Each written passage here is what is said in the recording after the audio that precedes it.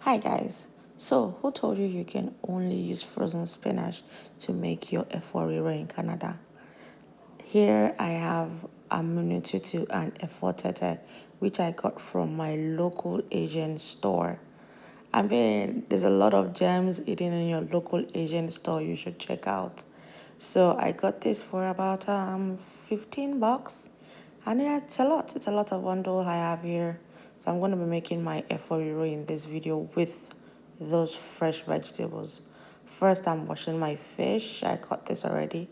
I'm washing the grime off. I don't know. The fish we get in the African store is usually very slimy, especially these alarm fish. I don't know why it's usually slimy, but it kind of disgusts me. So I like to wash it properly, and I like to air fry so it gets off all the extra oil. The alarm we buy in Nigeria and the one we buy in Canada is different. My opinion, though, the ones in Nigeria are not so oily, but these ones are super, super, super oily. So I wash, ensure all the grime is off, and also I like to oven bake instead of just frying it in excess oil, because by the time I oven bake, it's going to secrete out all the oil on it. So this is all of my ingredients I'm going to be using to make my efforiro soup. I have my fresh iru and my pepper mix and all of that. So I'm seasoning my fish now with Maggi, Cameroon pepper for spice, and salt. I'm gonna be mixing all of this. No oil added, please. The fish has enough oil already, so no oil needed at all.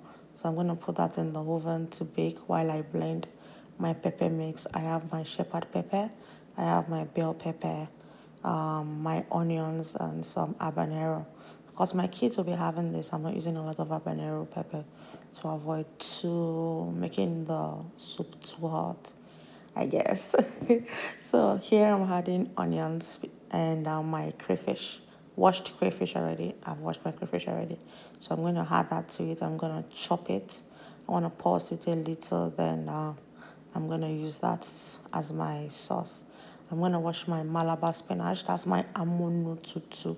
It's called amunututu in Yoruba. I'm going to wash it first before chopping it. I feel like when I chop and rinse, I lose some grains in the water, and I feel like I'm losing vitamins. So I'd rather wash than chop. I guess that makes sense. Yeah, I guess that makes sense. But correct me if I'm wrong. I do not miss chopping vegetables. I do not miss picking vegetables. It's been a long time I actually picked vegetables.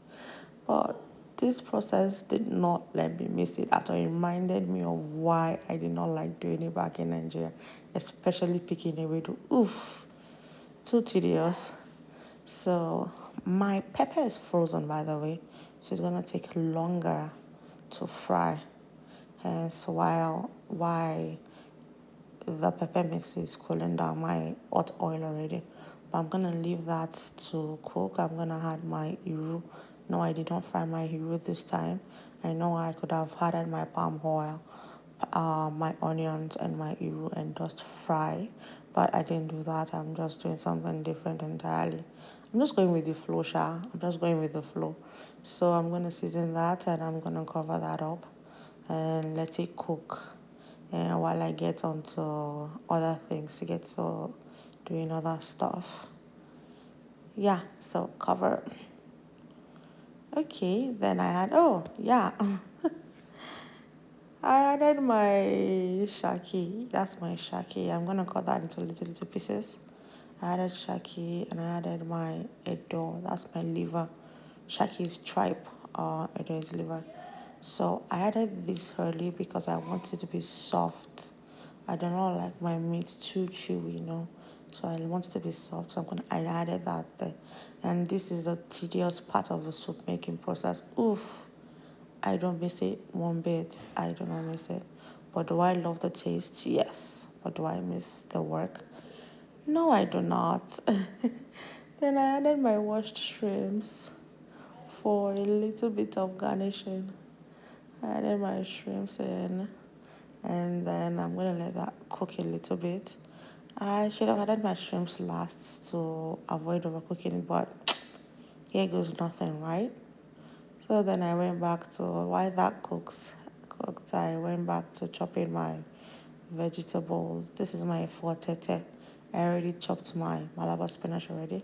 So this is my tete. I think this is the green version with a touch of red. I don't know because I don't know it's pure red F4 F4 tete. Yes, F4 tete. So that's my fish. My fish is ready. It's fried, grilled, baked. It is done. It is it's dry and standing on its own. Then my pepper mix is well fried already. So I'm gonna let this mix marinate in the stew base before taking it out. Then adding my vegetables. I do not want my fish to break. Yes. Okay, so now I'm adding my amunututu in there. I'm gonna let that cook for a while to simmer down. Oh no, it's gonna cook to reduce the volume and bring out all of its juices. So then I'm gonna add my efotete. So in here, my efotete is here already. My Malabar spinach is here already. Then I added my fish back in the sauce when everything is well mixed and incorporated. So here you go. My F4 is ready. It's kind of giving afang without afang leaves, I guess.